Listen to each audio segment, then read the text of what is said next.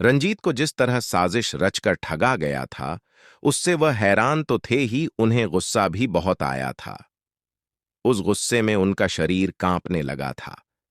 कंपकंपी को छिपाने के लिए उन्होंने दोनों हाथों की मुट्ठियां कस लीं, लेकिन बढ़ी हुई धड़कनों पर वह काबू नहीं कर पा रहे थे। उन्हें डर था कि अगर रसोई में काम कर रही ममता आ गई तो उनकी हालत देखकर पूछ सकती है कि क्या हुआ जो आप इतने परेशान हैं। एक बार तो उनके मन में आया कि सारी बात पुलिस को बताकर रिपोर्ट दर्ज करा दें, लेकिन तुरंत ही उनकी समझ में आ गया कि गलती उनकी भी थी। सच्चाई खुल गई तो वह भी मुंह दिखाने लायक नहीं रहेंगे। पत्नी के डर से उन्होंने मेज पर पड़ी अपनी मेडिकल रिपोर्ट अखबारों के नीचे छिपा दी थी।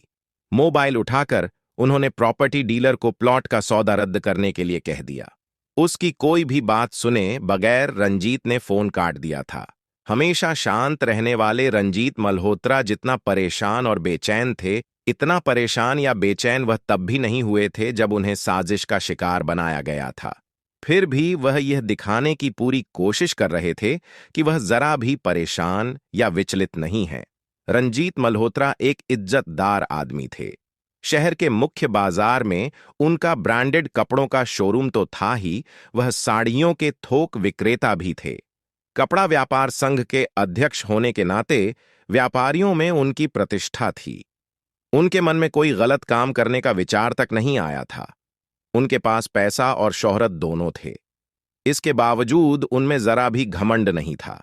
वह अकेले थे, लेकिन हर तरह से सफल थे।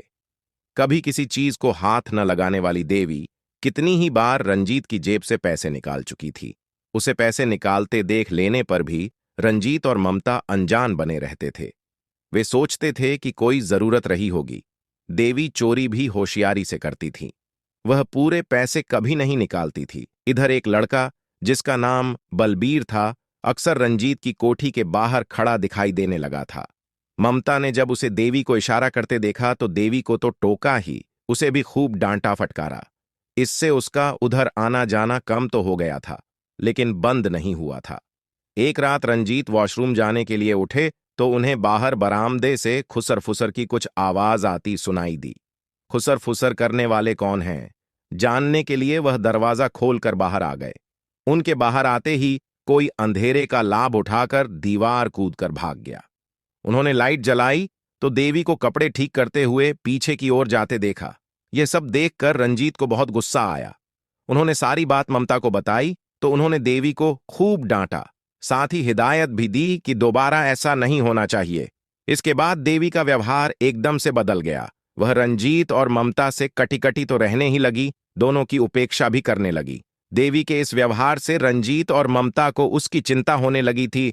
यह पछतावा तब ज्वालामुखी बनकर फूट पड़ा जब ममता के मंदिर जाने पर देवी ने रंजीत को बताया कि इस महीने उसे महीना नहीं हुआ।